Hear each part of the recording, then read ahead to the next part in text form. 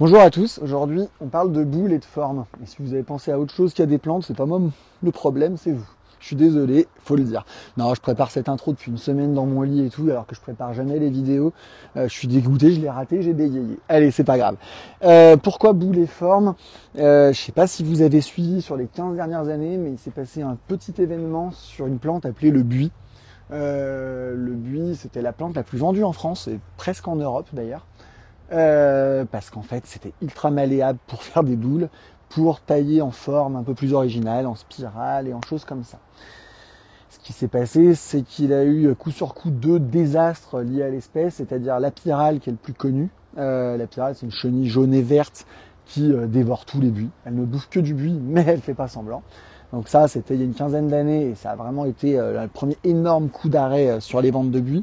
On a d'abord cru que ça allait passer, enfin bref, l'insecte vient de Chine, donc on s'est dit peut-être qu'avec les hivers, mais bon, on n'a plus d'hiver. Puis en fait, il se trouve qu'elle passe super bien les hivers aussi de toute façon, donc il n'y a plus trop d'espoir de la voir un jour refluer dans la région, et en France et en Europe même de manière globale. Et puis ensuite, il y a eu un virus moins documenté, mais le buis est assez sensible à un virus. C'est moins documenté parce que généralement, les buis s'étaient déjà fait tuer par la pyrale avant de mourir de ce virus. Cette très longue introduction historique pour dire que je sais que certaines jardineries, certains confrères, chaque année retentent un peu la vente de buis en disant que vu qu'il n'y a plus beaucoup de buis, c'est vrai qu'entre les forêts du Bugey, les buis qu'on trouvait dans le Beaujolais, il y avait une propagation naturelle assez forte liée à ces plantations naturelles. Et donc il y a eu une certaine croyance sur les 4-5 dernières années que du fait qu'il n'y avait plus beaucoup de buis, la pyrale circulait moins et que si elle circulait moins, on pouvait se permettre ponctuellement d'en remettre. Spoiler, c'est une connerie. Je vais pas argumenter beaucoup plus que ça. Si vous pensez que je me trompe, n'hésitez pas à me contredire. Mais il en faudra beaucoup pour me faire changer d'avis. Je n'ai pas vendu de buis depuis 6 ans, à part une personne, c'est crevé dans l'année. Voilà. Après, voilà, je suis pas là, je suis là pour vous empêcher de faire des conneries, mais si vous voulez quand même en faire, libre à vous. Bien, d'autant que sur les 15 années qu'on suivi, la course à l'alternative au buis, parce que vu que je vous ai dit que c'était le truc le plus vendu, il fallait quand même trouver un truc à vendre à la place, à faire rage. Ce qui fait chier dans la vidéo, c'est que je vais commencer par ce qui, à mon avis, est la meilleure, sans vous expliquer toutes les alternatives ratées des 10 dernières années, mais j'en ai encore un peu. Je vais un peu vous expliquer, la vidéo est un petit peu longue, mais c'est intéressant, normalement, promis. Hop. Ceci est une boule, hein. On revient à l'intro. Et derrière votre écran, vous voyez peut-être pas bien la différence avec un buis. Il y a beaucoup de gens même qui les voient en réel et qui ne voient pas trop la différence. C'est un fusain. Il y a plusieurs noms, fusain microphilus, fusain green spider, fusain green spear. Les producteurs lui donnent plusieurs noms et c'est vrai qu'il y a quelques variations dans la taille du feuillage. Pour moi, c'est la meilleure alternative si vous cherchez quelque chose en boule ou pour faire des haies basses, parce que c'est vrai que le buis n'était pas utilisé que pour faire des jeux de mots à connotation sexuelle. On pouvait aussi en faire des petites haies basses, on pouvait faire pas mal de choses.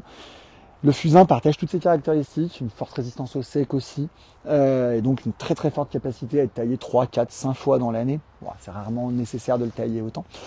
La bonne nouvelle avec ça, c'est que moi ça fait 5-6 ans que je suis convaincu que c'est la meilleure alternative. La mauvaise nouvelle, c'est que je trouvais que des grosses boules, un petit peu sur des formats comme ça. Vous voyez, sur des formats comme ça, dans les 35 €. Maintenant on a des disponibilités sur des tailles plus petites, on commence dans les 16 € sur des petites boules comme ça, on arrive à trouver de la petite taille dans les 2,90, 5,90, 9,90, enfin, tout le format, voilà, ou du format plus libre, hein, c'est la même chose ici en buisson. C'est un produit qui est en train d'arriver à maturité sur la production, parce qu'il faut bien vous imaginer que pour produire une boule comme ça il faut 4 ans. Le problème date d'il y a 15 ans, mais le temps de tâtonner, quelle variété, quel truc, comment faire, quelle taille de peau, ça prend toujours un peu de temps. Et là, je trouve que c'est un produit qui est arrivé à maturité sur les différentes formes et disponibilités. Voilà. Après, c'est la meilleure alternative en termes de ressemblance au buis, mais il y en a plein d'autres quand même. Parce que là, c'est vrai que vous avez vraiment une plante très très fortement similaire. Mais j'ai, à mon avis, d'un point de vue résistance et facilité à vivre, quelque chose d'encore mieux. Parce que ce que j'ai pas dit, c'est que le fusain, tous les fusains sont un petit peu sensibles à la cochenille. Ça peut être un problème. Dans l'absolu, celui-là ne l'est pas plus qu'un autre, et la cochenille sur fusain le tue rarement, mais ça reste un petit mais, à mon avis, il est léger. Je vais vous montrer la deuxième plante dans laquelle tout le monde se lance. Ça fait 5-6 ans que j'en propose énormément, et là, quand je visite les producteurs, clairement, tous les obtenteurs, tous les producteurs se mettent à en produire. C'est le Pittosporum tenuifolium. C'est une plante qu'on a l'habitude de trouver un peu en Bretagne, dans les variétés montantes, sur les variétés à grosses feuilles. Et en fait, il se trouve que vous avez les variétés à petites feuilles. Alors, sur l'aspect esthétique, ce n'est pas du tout un buis. Tout à l'heure, on a joué un peu aux 7 différences. Là, c'est pas du tout le cas. On les a le feuillage vert clair, qui est celui qu'on vend le plus, avec le feuillage panaché ici, sont des formes quasiment naturellement en forme de boule, avec des pousses assez lentes. En tout cas pour ces variétés. Après, au fond, j'ai des variétés plus buissonnantes qu'on pourrait à la limite utiliser en haie. Le feuillage est très fin, persistant, je ne l'ai pas précisé, mais pour moi c'est une évidence. Quand je cherche un remplaçant au but, il faut qu'il supporte fortement la taille, qu'il soit facile à garder en forme et qu'il soit persistant. On a un côté résistance au sec, même à mon avis un petit peu supérieur à ce qu'on peut trouver chez un fusain, ça se joue. Et on a de la couleur, parce que vous voyez, on a cette variété rose qui s'appelle Banobei, on a une variété rouge qui s'appelle Tom Dum, qui plaît un peu moins, parce qu'elle est un peu plus sombre. Je vous la montrerai à la fin, je les ai en grosse taille. En fait, on peut quand même avoir des petites variations de couleurs, et c'est peut-être plus dans l'air du temps que finalement un bête remplaçant du buis jardin à la française, entre guillemets. Voilà, et vous voyez, au niveau de la quantité, j'y crois un peu beaucoup. J'ai retrouvé des nouveaux producteurs. Ce format-là, je ne l'avais pas l'année dernière. L'année dernière, je faisais, sur les 3-4 dernières années, j'avais ceux de derrière qui sont à 13,90 en petite taille, une grosse taille un peu plus grosse à 34,90 et des tailles après à 60, 90 euros. Ça, je les ai toujours. Et j'ai trouvé ce producteur qui, pour moi, fait la taille quasi parfaite, une boule impeccable, un petit volume. On est à 24,90, c'est pas ruineux. Voilà. Voilà. Ce qui manque encore dans l'offre sur cette plante-là, c'est les toutes petites tailles. Si on voulait s'amuser à faire des bordures ou des choses comme ça, le produit est encore moins mature. C'est une plante qui est vraiment en grosse croissance depuis 5-6 ans. Et sur les salons, il y a beaucoup d'obtentions. Le Banobei, il est sorti il y a 2-3 ans, pas plus. Tous les ans, je découvre des nouvelles variétés. Stephen Island, des choses comme ça. Alors ici, vous avez les variétés plus montantes. Et d'ailleurs, en fait, spoiler, ça se voit juste en vous montrant la plante. Ça, c'est le même temps de pousse que celle que je vous ai montrée tout à l'heure, mais oui, le volume est le double. Donc c'est d'autres besoins, on les met ensemble, mais c'est quand même, ça répond quand même beaucoup à d'autres besoins. Voilà. Quand on avance par là, on va se lancer dans d'autres formes. Alors, les buis étaient rarement travaillés sous ces formes-là. J'ai fait une vidéo un petit peu sur l'arrivage d'il y a 15 jours où il y avait des conifères et tout. Le Camesiparis a toujours été la plante la plus vendue sur ce type de plateforme, un petit peu en pompon, un petit peu en spirale également. Alors j'ai pas grand chose en spirale, elles arrivent tout à l'heure, pour ceux que ça intéresse. Mais le défaut du Camesiparis, c'est le côté gourmand en eau. Par contre, c'est très malléable, à condition de tailler souvent, parce que ça pousse quand même vite, sur des formes comme ça. Et on retrouve la plante qui nous a fait perdre 5 ou 6 ans sur la recherche de l'alternative au buis, l'Ilex crenata. Il ressemble encore plus au buis que le fusain dont je vous ai parlé au début. La grosse différence, c'est qu'il n'aime pas trop les sols argileux de chez nous. Ce qui est un peu embêtant, et puis il est un peu plus gourmand en eau, et puis il est un petit peu plus sensible à certaines maladies. Et alors vous allez me dire pourquoi j'en ai une tonne ici. En fait, ça reste quand même la plante la plus facile à travailler sur des formats comme ça, avec des pousses modérées, un moins fort besoin en eau que les conifères, objectivement beaucoup plus jolies. Objectivement beaucoup plus cher aussi, c'est des pousses beaucoup plus lentes. Voilà, on les travaille sur des formes écartées comme ça, sur des formes un peu plus denses, un peu plus compactes comme ça. Voilà, ou sur des tailles énormes. J'ai rentré 3 ou 4 énormes sujets qui sont à l'entrée. Les budgets sont très élevés.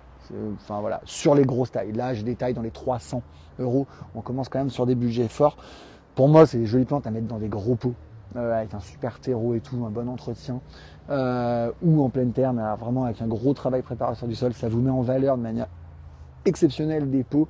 Mais voilà, ça reste une plante qui est un peu limitée dans les usages à cause de sa relative fragilité au niveau du sol. Voilà, là vous retrouvez le fusain du départ, et vous voyez, c'est l'occasion de voir qu'il y a peu de différence dans les feuillages, là ils sont en boule. Et vous avez là dernièrement, alors j'y crois moins, mais il y a un intérêt, à mon avis, évident pour la plante. Dans le Microphyllus, donc c'est quasiment la même plante, mais la variété jaune. Voilà, j'arrive à trouver des formes boules un petit peu sympas en jaune. C'est la même plante, ça se taille pareil, c'est jaune, ça met de la couleur.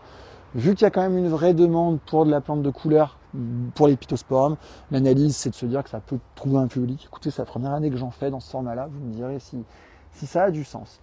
Vous voyez là, on peut avancer un petit peu comme ça. J'ai des chariots au milieu, c'est trop cool. Ça c'est les fusains en pyramide. Pour ceux qui ont acheté du buis en pyramide il y a 15 ans, c'est vraiment quasiment la même chose. Et suite et fin, promis juré, pour pas faire une vidéo de 79 minutes, le Taxus baccata, qui dans l'aspect visuel n'a rien à voir avec un buis, c'est plutôt un conifère, qui vient plutôt concurrencer les conifères, les Camesiparis que je vous ai montré au début. Il ne les concurrence pas du tout sur le terrain du prix, je vais être très clair, c'est beaucoup plus cher que du conifère du Camesiparis. Par contre, sur le plan de la résistance au sec, au froid, aux maladies, à tout. Alors bon, le Camesiparis ne craint pas le froid, hein, mais en tout cas au sec et aux maladies, c'est top. C'est très facile à tailler, c'est des plantes qui peuvent supporter jusqu'à 6 ou 7 tailles par an si on a envie. Alors il faut vraiment être maniaque et avoir que ça à faire, mais c'est faisable. On les a en format boule.